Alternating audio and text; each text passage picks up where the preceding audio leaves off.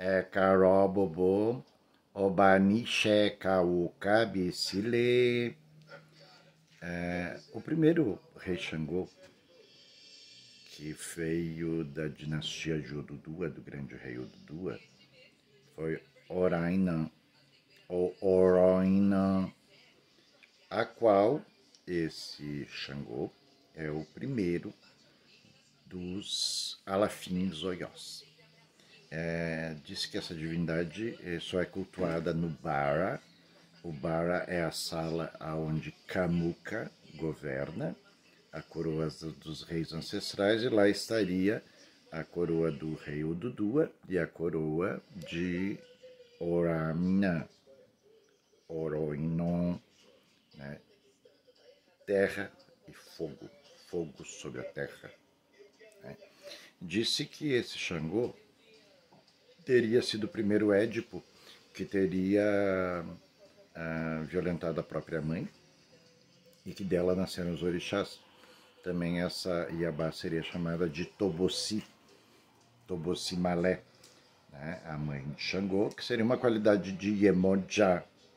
Mas isso é um mito que em África não é muito bem falado não, viu? Eles não concordam muito com essa visão brasileira do Édipo, né? Então, vamos dar uma aprofundada nisso, sendo que também em África se fala que Xangô seria filho de Yamassé Malé. Né? Yamassé, a grande regente do culto da coroa Yorubá no Brasil, também dito Quetu, em Salvador, né? Ele é Yamassé Malé, né? Da qual as águas que correm até aqui no Rio Grande do Sul nós pertencemos. Tobosi é uma orixá do reino Tapá. Então ela seria uma qualidade cultuada no Fono, no Fungeb, no Jeje, que seria uma qualidade de Iemonjá. E a Tobosi, Tobosi Malé, Tobosi Malé. Depois de Orainã, que foi pai de uma grande quantidade de filhos, inclusive Dadá, Dadá Ajacá. Dadá seria um Xangô fêmea, a qual abdicou de sua feminilidade para governar o reino em nome de Xangô, que era o menino mais jovem. A menininha menor que Xangô, né, Baianin, teria sido morta pelas Yamis Oxorungás ao subir num pé de obi, sendo feito o rito de formalização da sua coroa, porque ela seria a verdadeira descendente a ser coroada. Né? Não existia essa coisa de patriarcado, né? Existia a posição de nascimento. Né? Dadá seria a primogênita e Xangô o caçulinha, mas na verdade a caçula era Baianin. Né? Orainá também teve a Jacá, teve a Ganju, Zolá, o Godô, a Godô para nós aqui, né? O Bairu, Baru, né? Baru Onisoboadá, Jequete, Onisoboadá, diz que era muito temperamental, guerreiro, e que este enfrentava as pessoas mediadá com 2 facões. Né? Kamuká, que era também um título. Esse título era o guardião das coroas e das leis. Né? Já foi falado isso no entronamento, né, do Yorubá, do rei Oió. Da divisão dos bens deixados por Odudua e por Oroinã, seu primeiro filho, Dadá, a primogênita, Xangô, o caçulinha, e Baianin, realmente a herdeira do trono. Disse que na coroa de Dadá, né, ninguém pode vesti-la, ninguém pode ser coroado a Dadá sem que exista Baianin junto associado neste Ipá. Baianim, no Rio Grande do Sul, faz parte de alguns cânticos. Xangô, Baim, Baim, Baionim, Oiadocô, Aganju, Cabelecilha, Nixangô, Baim, Aganju Solá, Aganju Isolá, Airá Isolá e Aganju Solá. Né? Aganju Opô Afonjá, os braços de Xangô vão nos tocar um belo dia, e tocarão a todos. Né? Era a criança mais adorada. E ela foi feita, então ela vive junto à coroa de Dadá. Né? Porque Dadá chora. Né? A mãe frágil de grande poder. Né? Mas Baianim, forte como um touro. Né? Dona da coroa de riqueza e de progresso. Vive junto na coroa de Dadá. Então, uma casa que dedica o culto a este orixá, porque ela teria raspado a cabeça e feito uma coroa de palha da costa e búzios, para que a sua cabeça não crescesse tanto. Dizia-se em África que a mulher que raspava a cabeça perdia a feminilidade, sua cabeça crescia. Então ela fez essa coroa de palha da costa, e enfeitada com búzios, e ali ela tornou-se rei. E quando Xangô tinha idade e maturidade para assumir o alafinato, ela abdicou da coroa em pró a Xangô e foi viver no exílio como homem. Mas então nós falamos de Tobosi, de Yamacé Malé, e existe uma outra orixá muito pouco falada aqui no Brasil, Yaxabim. Yaxabim é um orixá que está dentro do rito de Xangô. Alguns dizem que seria uma tia de Xangô, outros dizem que é a mãe de Xangô, outros dizem que é uma parente de Xangô, e ela é quem regula os sacrifícios e a colheita dos Ará, dos Okutá, as pedras de raio e os Okutás destinados a Xangô. Né? Existe até um rito muito interessante, onde o Elegum, depois de dados preceitos para Onilé e tudo mais, sentaria num pilão emborcado com duas gamelas de otás a seus pés, e no momento de pá agutã, de cortar o agutã, ele baixaria sem olhar, com toda aquela realeza que é típica deles, né?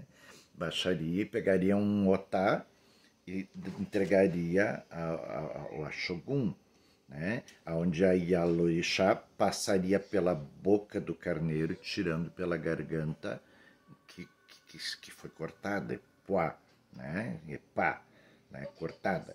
E daí ali nascia o otá, que era colocado sobre a cabeça do Elegum, e dado Ejé, e aonde brotava a força ancestral da qualidade de Xangô, que ali foi escolhida, sendo 6 do lado direito, 6 do lado esquerdo, Otum Ossi, e um otá a mais, que seria do verdadeiro Xangô. Também disse que as 13 otás seriam das 13 tribos de Siwo, Jobá Siwo, a grande rainha que dedicou a sua vida, coroa e propriedades ao rei Xangô, né? Oni Xangô Baim, Oiadocô, Aganju Caberecilha, Ni Xangô Baim, Oba Oni Xangô, Xangô Oni Oba, Oba Oni. Então o rei se torna marido de Oiá, marido de Obá, de Oxum, mas ele se torna rei, imperador todas aquelas 13 tribos de Obá Siwo. Então tem uma alusão, ouvi falar sobre essas gamelas com esses otás. Para isso também ouvi aquela história da panela de barro chamejante com um dendê, onde todos os otás estão ali, a qual o Obá recolhe e põe na boca de Xangô, dançam o alambá, e então ele, após apagar o fogo em sua boca, devolve o otá e ela deposita a seus pés, fazendo uma entrega total ao seu rei. Né? Também existe esse culto no corte, no Epá, Agutã, onde essa Yalorixá, na verdade, seria dedicada ao culto de Yaxabim, que leva a cor coral e branca.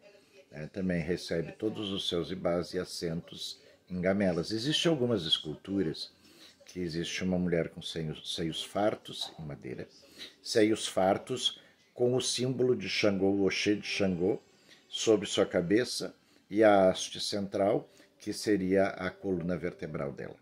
Ela seria a coluna vertebral da sustentação do Adé de Xangô.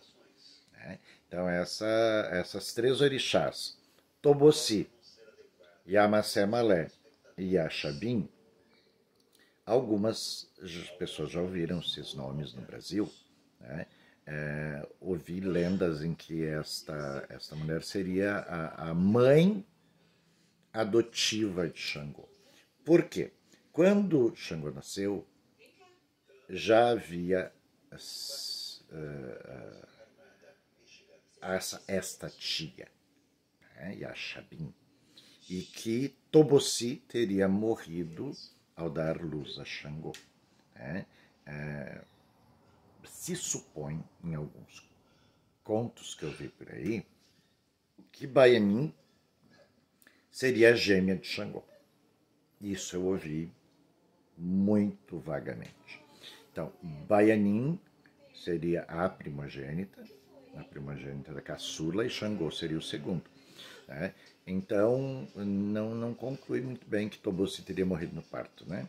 Mas sim depois de dar luz a Baianin. E esta tia, Yaxabim, teria adotado essas crianças, sendo mãe ama de leite. Por isso, no seu fetiche Heró, que foi visto, que é uma escultura de madeira, com o vértice e o símbolo de Xangô, o Oxê de Xangô sobre sua cabeça, seria que ela amamentaria a mãe de leite de Xangô, Yaxabim, e é aquela que dá vida, tem direito de decidir sobre as ações. Por isso, na feitura do próprio rei Xangô, ela teria sim passado o Otá pela boca do Agutã, para que nascesse o poder ligação com os ancestrais e ele regesse a coroa em nome de todos os ancestrais, assim amarrando a prece. Já falamos sobre o coroamento, já falamos sobre o entronamento. Então, essas 13 Iabás, Tobosi, que seria uma qualidade de Emonjá, cultuada mais no país Tapá, Yamasé, conhecido também como Yamasé Malé, a qual nós já ouvimos o nome no Brasil, e Yaxabim, que leva a cor coral e é responsável pelo nascimento do axé, do coroado rei Xangô. Então, disse muitas casas, em casas que eu ouvi por aí, que sem ter o assentamento de Yaxabim, não se pode fazer Xangô. Houveram muitos reis entronados no reino do Alafinhoió, após Orainã. Então tivemos Dadá Jacá, Ganju Isolá, Ganju Solá, Opô Afonjá, Airá, Intile, Isolá, e assim por diante. Camucá, Baru, Badé, Sobô. Aí se misturam os nomes entre as culturas da Omé e Nigéria, e até mesmo no Quetu. Então, assim, gente, falamos hoje sobre essa qualidade muito controvertida nos seus cultos e memórias, que chama-se Yaxabim, de Tobosi e de Yamasé Malé. É confuso? Mas eu vou pesquisar melhor sobre isso. Africanos e africanas de todas as cores, nascidos em todas as partes do mundo, unidos no axé, axé-o, axé.